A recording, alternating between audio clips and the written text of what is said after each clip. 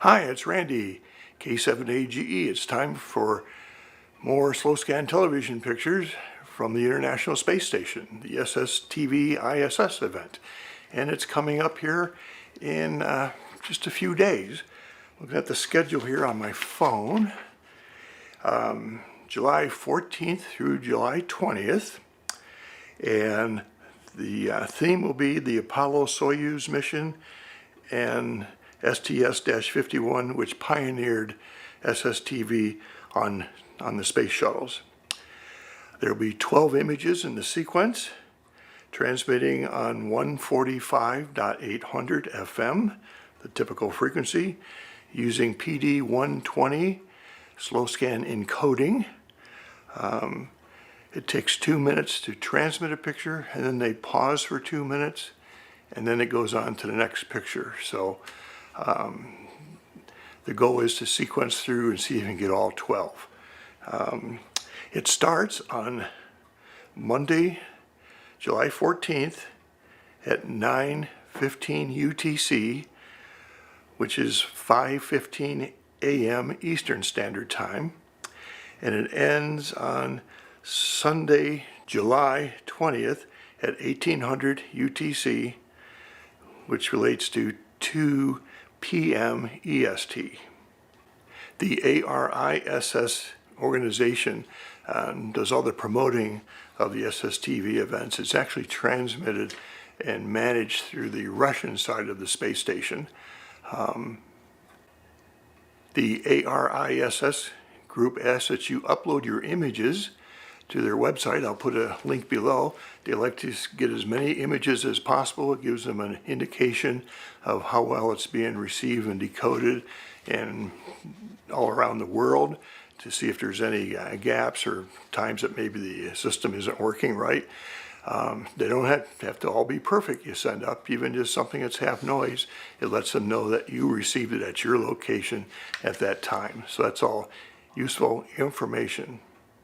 You can also look for the announcements and updates using the ARISS socials, and I kind of follow them on X or Twitter, and it's at ARISS_INTL. So that's it. I'll now continue on with my video I did several years ago that shows you how to do all this if you haven't done it before. And for us veterans, we should just be able to get SSTV running with our radio. Just double check it a couple days before. Check your tracking to make sure you know where the ISS is. And again, heavens above is your friend there to double check to see where the space station is. So good luck, 73. I'll be posting pictures on X. Thanks for watching. One of the things that I did not mention in my original video, which I'll touch on here, is there's various awards. So first of all, the ARISS group that kind of manages and oversees this, they have a web page, and they would like you to upload whatever images you receive. You think you can put some comments on there. They'd like to know the time and stuff. And there's actually humans that take and review those photos before they release them into the gallery. So they like to receive photos as reception reports from basically all around the world. So go ahead and please do that. There's also awards here. I'm going to just step through some of these things as I talk. These are opportunities for you to, upload your picture and fill out some information, and they formatted that into a nice PDF that you then receive back. I'll put all the links to this stuff down below. I can't remember them all as I'm sitting here staring into the camera. Also, if you follow social media, Facebook and X or Twitter, the ARISS_International has, they're on both of the Facebook and the X, so you can watch there to see if there's any news. People post photos there and hashtag that and stuff. So you got a few days to get ready. If you've never done this, follow through my video. Also, the AMSAT UK site has a real good page describing how to get things set up for the SSTV experiment broadcast.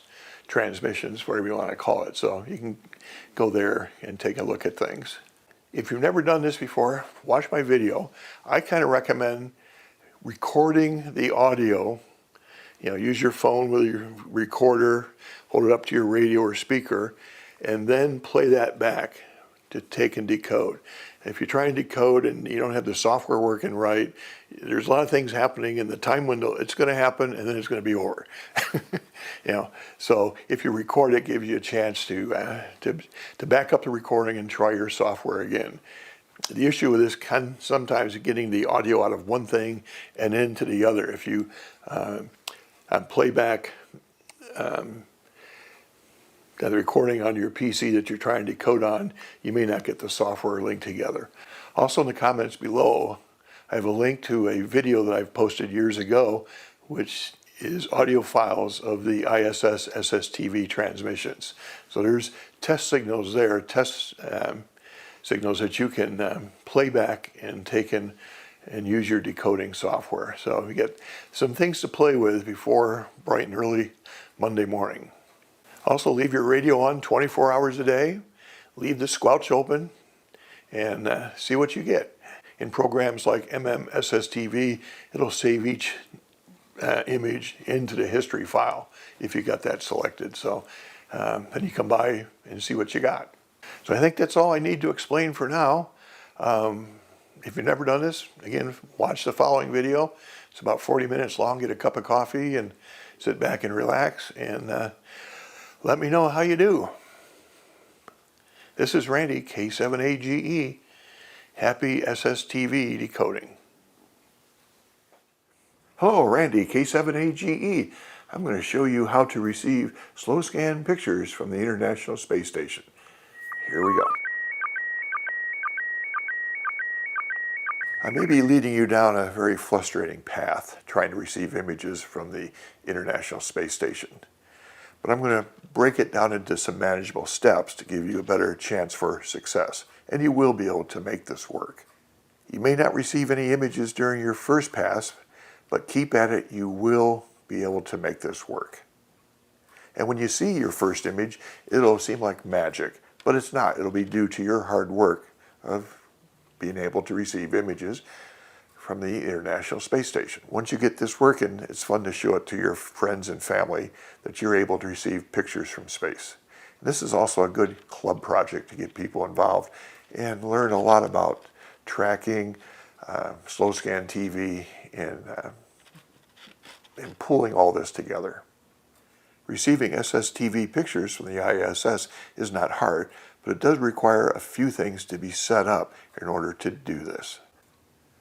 There are other SSTV events during the year, and you have to watch the times carefully because sometimes they'll post them out, and you can find these from ARL or AMSAT, US or UK. And the times will be very limited, and you wonder why they're doing that. Well, it's probably because it's a SSTV event from the Russian side of the ISS, and they turn the thing on while it's over Russia. So your chance of, if you're in the US or other parts of the world, are basically zero. I've had people talk to me on the radio, said, I've listened, I didn't hear it. I said, well, it's only on over Russia. So you kind of got to look at that carefully. For this event, ARIS is hosting the event. I believe this to mean that the radio equipment is on the Columbus side of the space station using the Kenwood radio. There are many antennas on the outside of the International Space Station, some outside the Columbus module and some outside the Zeta. I believe that's how they pronounce it, module. I may have this wrong. Sometimes it's difficult to dig up the information. But the radio runs high power. It's not like the satellites that run a quarter watt or a half watt. This is running, I think, 10 to maybe 25 watts during the pass, which means it betters your chance of receiving a strong signal. Okay, now let's get into the details of how to do this. That's why you're watching this, right? Not for me ramble on for a long time. Anyway, first thing is, when can I receive the ISS? When is it over me? 2, how do I receive the ISS? What's required? Not a lot. 3, how do I decode SSTV? And there's a lot of possibilities that you can use. So the first thing is, when can I receive the ISS? This involves using satellite tracking software, and you select the ISS for the satellite that you want to track. And you have lots of choices for tracking programs. There are web-based programs. You can get programs that run on your iPhone or your Android, and lots of different Windows programs. The web-based program that I recommend is from heavensabove.com. And this is because, first of all, it shows you where the space station is on a map. And secondly, you can enter in your location just using a zip code or city, and then you can get a prediction.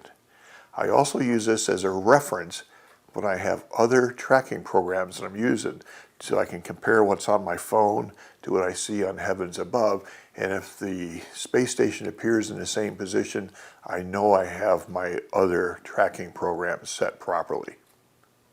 And sometimes you can miss things like your location. If you enter it in as Latin Latin, you may have a plus sign instead of a minus sign. You may have your time zone wrong. There's a lot of things that can cause the tracking program to show the space station where it's not. And you'll waste a lot of time trying to be looking for it, and it's not there. It's somewhere else. Let's now go to the heavensabove.com webpage and see where the ISS currently is, how to set your location, or my location, and how to do a prediction so you can have a list of when the space station will be over your location. Here we are at heavens-above.com website, and one of the first things it shows me here is the current location of the ISS. Now, this is not a real-time tracking, so always refresh to make sure that it's accurate. So here's showing the space station between Africa and Antarctica. I use this as my reference when I'm setting up other tracking programs. If they're set right, if I have the location right, the time right, if I have an up-to-date orbital element set, the two should agree and show the position at the same place. If not, something is wrong with the other program. This one's, as far as I know, is always right.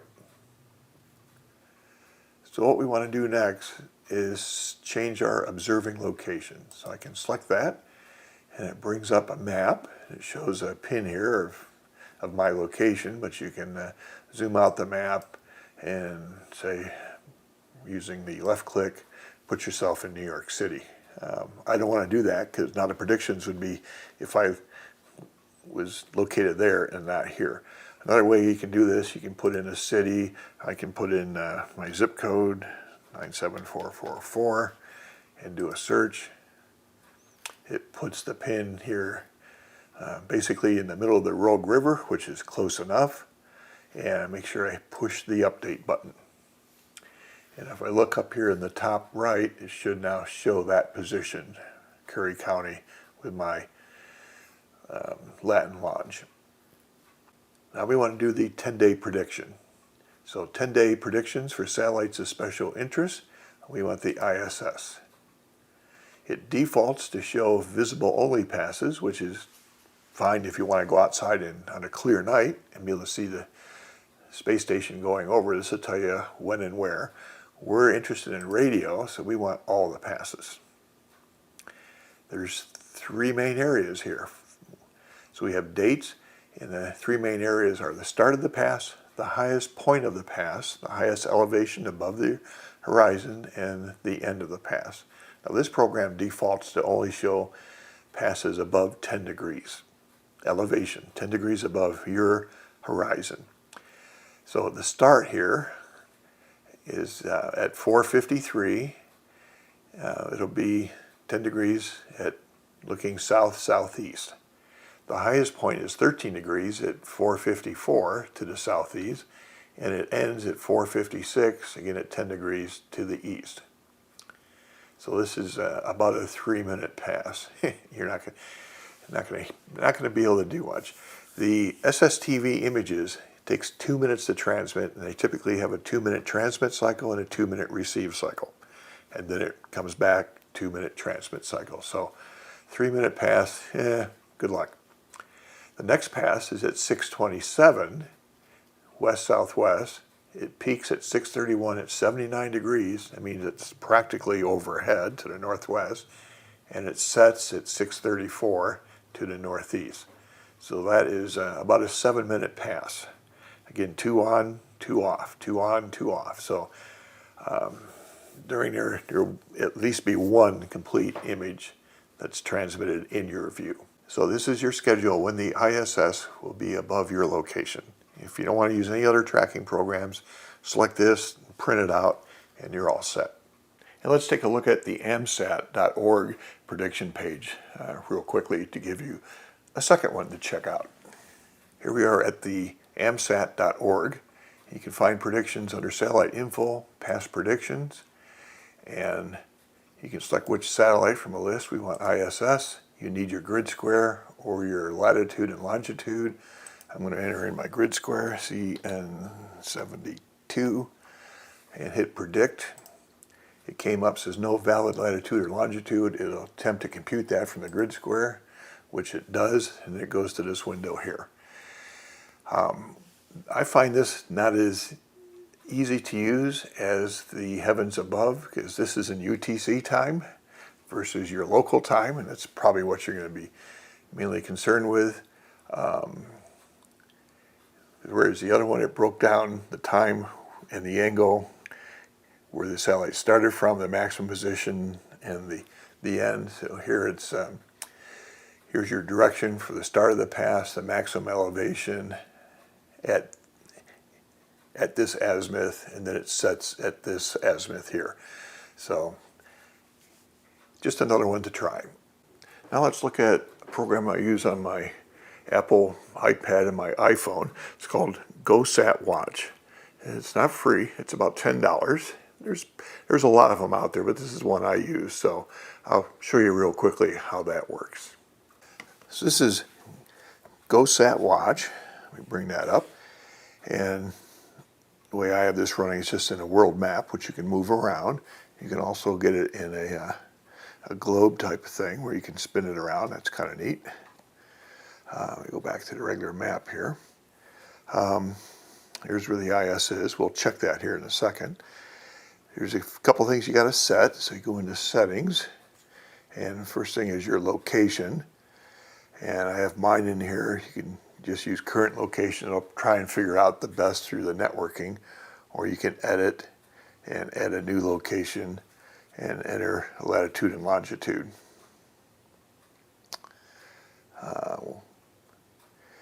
And that's basically about it.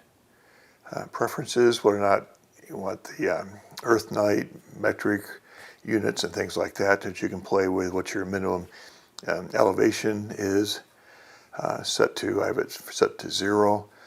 And I go back here, okay, and go to here. You can go to satellites, and depending on what type of satellites you have entered in, you can select between different things. And this little refresh thing up here at the top will download the new 2-element Caparian satellite elements, so the computer here is figuring out the orbits correctly. And I have amateur radio selected, and if I go to info, here's a whole list of amateur radio satellites, including the space station here, and I have that selected. I only have one selected here at the moment. So that's showing you where it is. And if you want to do a prediction, you can go to passes here, and it's going to calculate, and it now has come up with a series of passes. If I press now, it says the next one here is at 2:34 my time. It starts at 2:34, ends at 2:38, a peak of 1 degree. And if I select that, it'll bring up this little radar, and you can see it will just skirt the horizon. So that's a nothing pass. Next one's let's look at this one here at 64 degrees. And you can see that's going not quite overhead. But anyway, that's Go Satellite Watch. And let's compare this to Heavens Above to see if we're tracking properly. So here's the two side by side, and gee, it's not, they don't match at all. Here it is off Africa, south of the United States, but make sure you hit the refresh screen, and there it is. You can see it's right off the edge of Africa there. So I know this is now working properly. Then there's many programs that run on your computer in both Windows, Mac, and Linux. Now, I'm a Windows guy. I don't know about the Mac and the Linux programs. Search for satellite tracking. I'm sure there's a bunch of them out there. Look on YouTube, you find videos there. Orbitron for Windows is what I use. It's free. It's a little extensive, a little complex. If you don't get it set right, it'll give you wrong information, and this is why I like the web-based things for the beginners. But let's take a look at this quickly. So here's the main screen in Orbitron, and main tab down here. So this shows me the position of or location of the ISS. It shows the coverage circle, so any stations located within the circle will be able to receive the satellite or the space station. It shows the upcoming orbit path. You can see it's going to still be quite a bit out to the west of me. Moon, sun, and my location. You can go zoom, right-click on the map, and say bring up North America. Zoom and go back to normal. You set your location with the location tab. Here I've entered in my location. I use my call sign for the name. I've entered in my grid square, or you can do your latitude and longitude and set your elevation. To do a prediction, you set up your prediction. If you go automatic, it'll do it in days, hours, or minutes. If you go manual, you can enter in dates like 12/26 through December 31st. I have it set for a minimum elevation of 5 degrees. If I go to prediction here, it's empty at the moment. I'm ready to predict. It runs the calculations and it brings up a series of predictions here. So I'm going to scroll down here to this next set, get a little more interesting. So here's the time, local time. You can have this for local or else UTC. So I have it local. So at 5:39, it'll start at azimuth of 225 degrees, 5-degree elevation. At 5:43, at 141 degrees azimuth, the ISS will be at 64 degrees elevation. It'd be pretty high. And then it ends at 5:48 at 59 degrees azimuth, again at 5 degrees elevation. So that's Orbitron in a nutshell. It would take me a whole lot longer to go through and explain all this to you, but this is the type of stuff that's available when you run on a computer. Again, beginners, Heavens Above, do a prediction, get your schedule, and go on to the next part of receiving the event. So the $64,000 question, does Orbitron match Heavens Above? So let me refresh Heavens Above, bring Orbitron back up. This shows it, now it's kind of difficult to tell because different projections here on the map, but looks like it's pretty much due west of me here in the United States, and I see that on here. So I'd say Orbitron is working fine. So you've now learned how to learn when the space station is over your head so that you can receive it. So now to receive it, it doesn't take fancy equipment. I mean, a simple old scanner can take and receive the space station. You know, the common Baofeng is perfectly acceptable. If you have fancier HTs. I have this ICOM ID51. This works great too with another little feature we'll get to. Anything that receives 2 meters. 145.800 is the frequency the space station transmits on. I'll be using my IC9700 and my ID52 here in some demonstrations here coming up. As far as antennas, yeah, what's on the radio, we'll probably hear it, especially with the higher elevation passes. When the space station's coming over, don't point your radio at it, have it broadside. There's a null off the end here. This is minimal reception, and broadside is better. If you have one of these longer antennas, works even better. You can use a mobile radio. Your mobile antenna will probably receive it just fine. For more permanent base station antennas, something as simple as a quarter wave ground plane vertical. I have a video on it from years ago, very popular. 5 hunks of 19-inch wire soldered on a connector and hooked a coax on the bottom. You're up and running. And what I use here for my station, I have a Comet.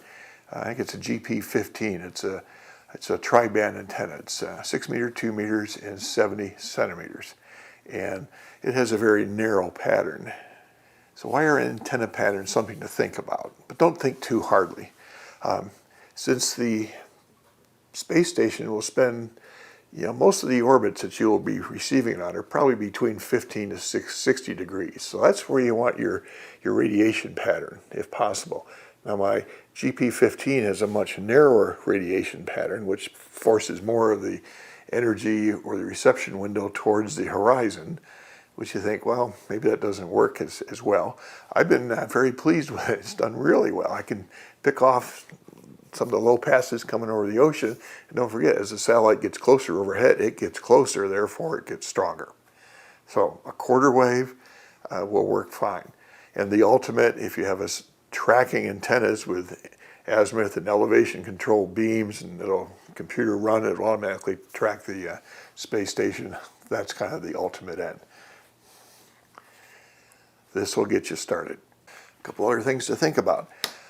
On some mobile radios, and like my 9700 here, some of the radios will allow you to select different filter bandwidths. You kind of want a wider filter, because a satellite or the space station, as it's moving towards you, is high in frequency. When it's at its midpoint, it's on the frequency you think it should be, and as it passes away, it'll go lower. This is the Doppler effect. Now, it's not tremendous in the 2 meter band, and most radios can handle it just fine. Don't worry about it, but if you have the opportunity to select a wider filter, do it. It'll help. The next thing you may have to fiddle with is somehow how to get the audio out of here into your decoding program. So we'll cover that more with the decoding programs. All right, now I know when the space station will be overhead. I know how to receive it on a radio. I know what antenna to use. 145.800 is the channel. Now I need software to take and decode it. So, slow scan television.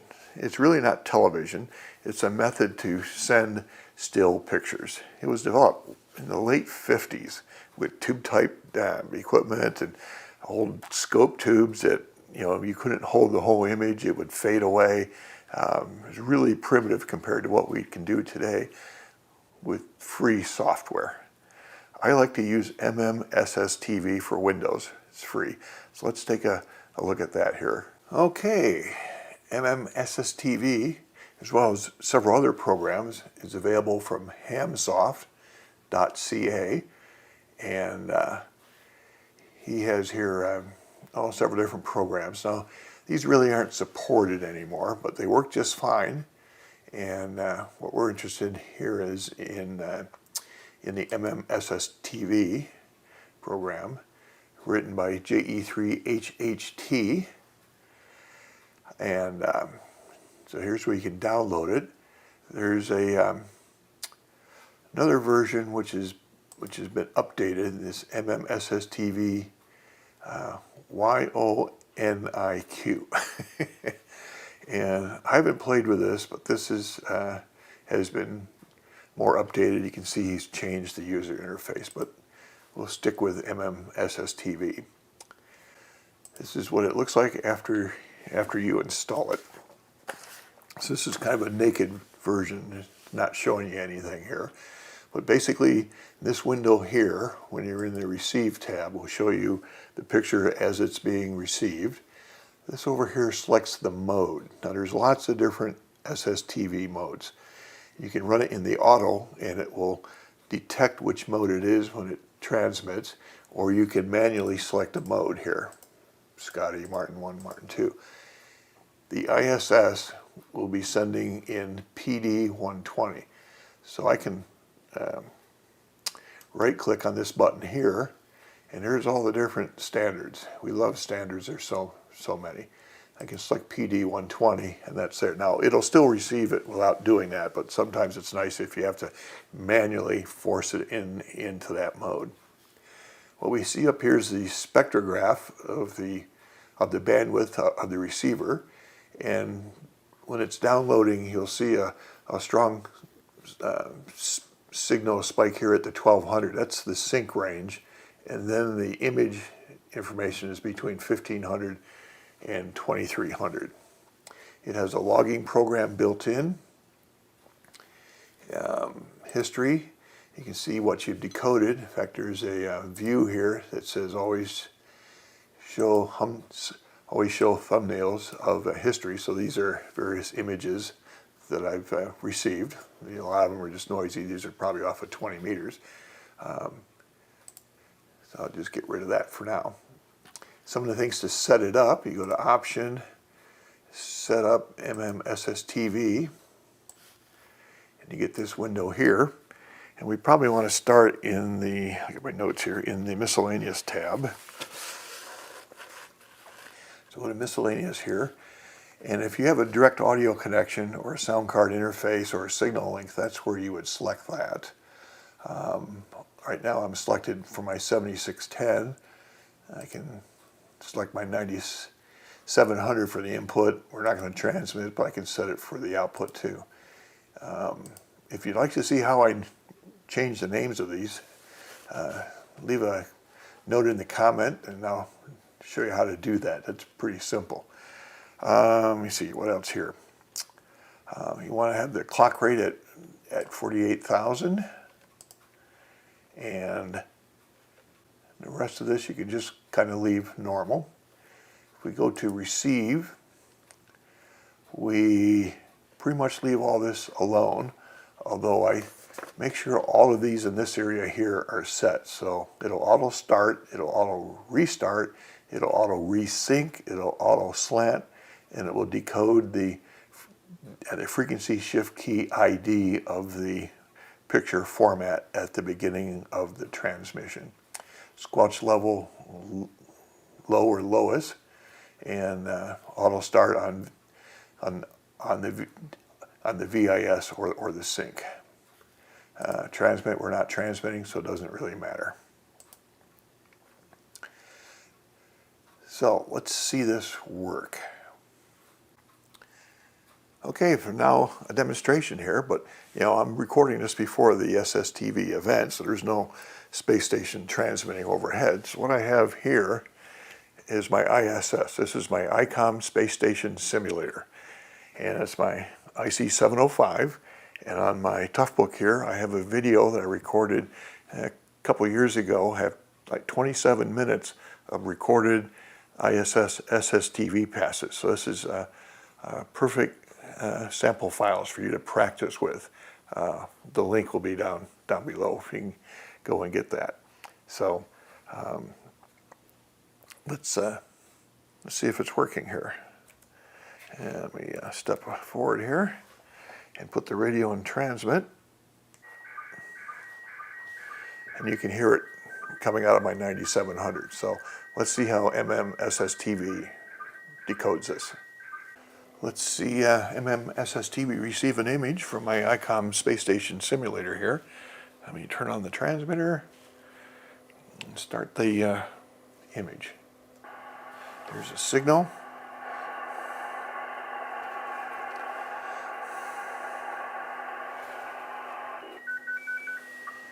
Here we go. It automatically picked up PD 120. Let me turn this down now. You can see my sync information at 1200, my picture information between 1200 and 2300 hertz. If you push this magnifying glass, it'll pop open a large image here. And if you may see it kind of align the image here, make it straight. Sometimes it'll pause, then you'll see it align itself and continue. Yeah, you don't miss anything, but it just kind of pauses while the software is figuring that out. Here's the audio level running here. This looks like a good pass.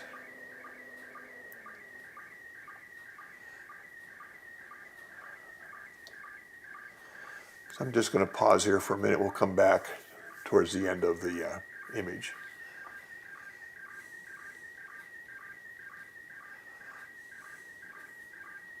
Oop, did you see it? Did you see it slant? Correct? There, it's going to correct. And now we're finishing up the image. So you saw the correction there where it straightened it out. And here we are. We're done. So there we go. That's how that works. And one of the nice things about this is that it saves all the images here in the history file. So if you see one that you like that came in good, you can right-click on it and save it. I usually save it with the timestamp. So here's a bunch of images that I had received back in June. I'm going to create a new directory here in a couple days. If you have images in here which are poor, you can right-click on it and delete the image. So you can go through and clean this all up. So you can delete images and you can save images. What I do is that come on the first day of the pass, I'll turn on my radio and turn on this, and I'll let it run 24 hours a day for the whole week. And everything that it receives will show up down here in the history file. And then once a day or a couple times a day, I'll go through here and I will clean out different images here. I think it can hold 64. I'm not entirely sure. But that's the history with the thumbnails. So that's a quick overview of SSTV. Now let's see another way that you may receive your image.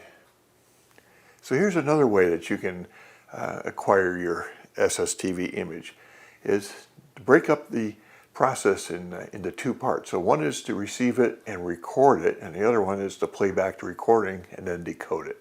So this is probably the easiest way for first-time users. You can go outside, hold your phone by the radio and record the image. So let's do a recording. Okay, so I'm going to start the recorder. It's recording. And start the playback.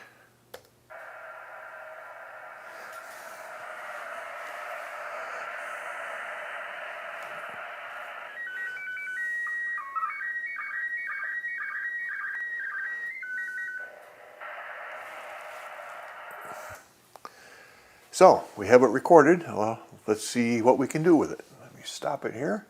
Okay, I have the file on my phone. I have SSTV running on my laptop. I have the audio input selected for the microphone. Let's play this back and see what happens.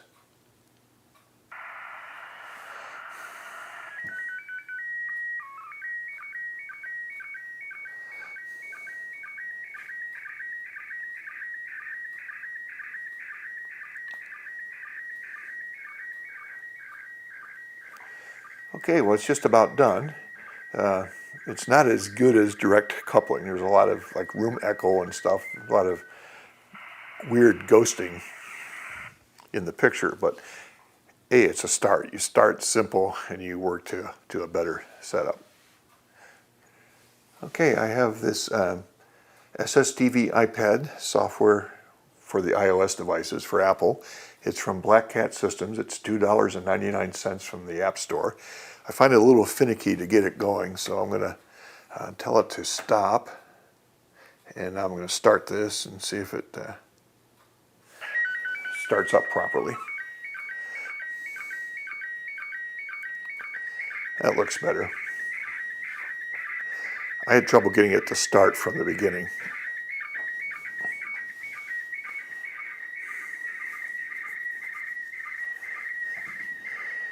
You adjust the phase to find the right color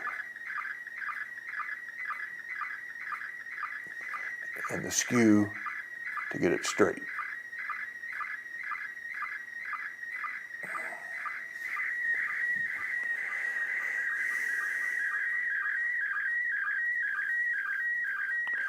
And I'm going to push the save.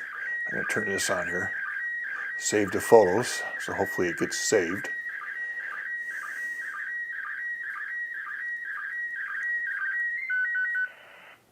And this is a little better, yes, access to the photos. Yeah, because it disappears. So there, I brought it back from the saved photos. So it's, I don't see as much of this echo and type of distortion as I did when I did it on the laptop. But this just to go to show you that you can do an acoustic coupling. You can do audio recording. You know, if you're able to control this software better, you may be able to do it right into the, having it right by the radio. But if it screws up, you've lost the pass. So that's where recording the audio really helps. And for other software that's out there, I mentioned the Black Cat Systems for the iPhone and iPad.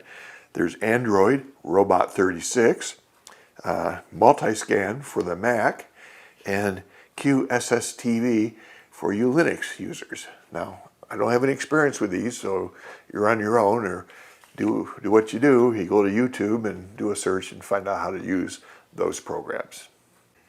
One of the things you may have to look at doing is to have some type of audio interface between your radio and your computer. Now these have been around for years due to the original PSK31 and now FT8. Everything from a little circuit that you can build up to signal links were very popular, and many of the newer, at least large radios, have the USB sound cards built in. But if you go from the speaker out of the radio to the microphone input of the computer, you have to be careful that you do not overload that. You may need to come up with a simple resistor divider, say a 10-to-1 or 20-to-1 ratio, in order to reduce the audio level going into the microphone input. If your computer has a line input, then you're all set. You can pretty much connect the speaker lead right into the radio, and that'll give you much better quality than the acoustic coupling of holding the microphone near the speaker. Another hint is that during the pass, open up the squelch on your radio so that you can really receive down into the noise. Of course, you'll just get noise in the picture. And with radios like the ID51, I'm sure the brand new ID52 and the IC9700 and maybe other radios allow you to record directly what the receiver is receiving to the SD card or the micro SD card that's in the radio. And fortunately, it records it as a WAV file, so you can play it back with a lot of players. Well, that's been a lot of information here I covered. I hope I have everything, and it should be enough to get you started. Remember kind of the three things you need to kind of think about. One is I would recommend you go to Heavens Above if you're not familiar with satellite tracking. Enter your location, get the past prediction when the ISS is over your head. Get your radio ready, 145.800, no tone, no PL, no offset. You're just going to receive. You can use a rubber ducky, a longer rubber ducky. You can use your mobile radio. The antenna that's on your vehicle will work just fine. If you have an outside 2-meter antenna, use it. Use what you have to get started. You can always improve later on. And then there's the software. And again, to start with, there's a lot of things to take and fiddle with. So I almost recommend recording the audio and then playing it back. Is getting used to the SSTV software can be a little finicky. especially like what you saw on the iPad there. And if you're trying to do it live, you may miss that pass. So it helps to record and practice so you get familiar with how things all work. Have fun. I think that's it. I'll be posting my pictures on my @K7AGE Twitter account. And I hope everybody has fun and is able to receive pictures from the International Space Station. 73, and thanks for watching. This is Randy, K7AGE.